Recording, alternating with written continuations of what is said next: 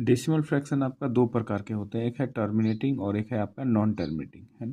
Terminating का मतलब है कि ऐसे फ्रैक्शन जिसका रिमाइंडर जो है आपका डिवाइड करने पे जीरो आ जाए उसको हम लोग बोलते हैं टर्मिनेटिंग, और जिसका रिमाइंडर कभी जीरो ना आए उसको हम लोग बोलते हैं नॉन टर्मिनेटिंग।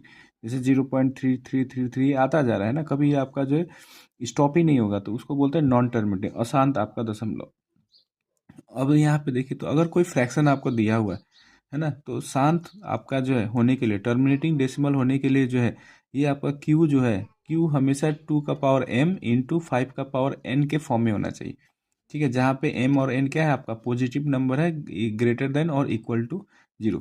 जैसे यहाँ पे देखिए 1/2 है ना, तो ये 1/2 को मैं क्या लिख सकता हूँ, अब ये 1/2 है ना, तो 1/2 को देखे तो मैं क्या लिख सकता हूँ, हमको क्यू देखना है कि क्यू इस फॉर्म में है कि नहीं है।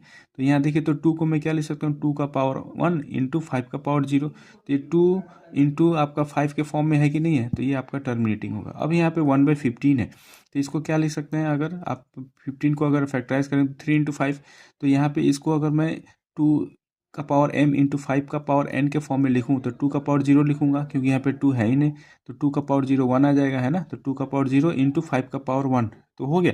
लेकिन ये 3 एक्स्ट्रा आ रहा है आपका है ना, जो कि 3 नहीं होना चाहिए यहाँ पे, तो ये 3 आने की वजह से आपका ये क्या हो गया, नॉन टर्मिनेटिंग।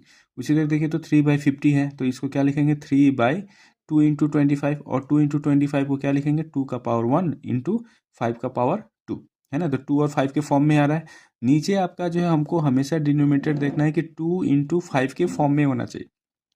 2 का पावर कुछ भी हो सकता है ना, प्लस में होना चाहिए, और 5 का पावर कुछ है ना, तो इस फॉर्म में अगर है तो वो टर्मिनेटिंग है।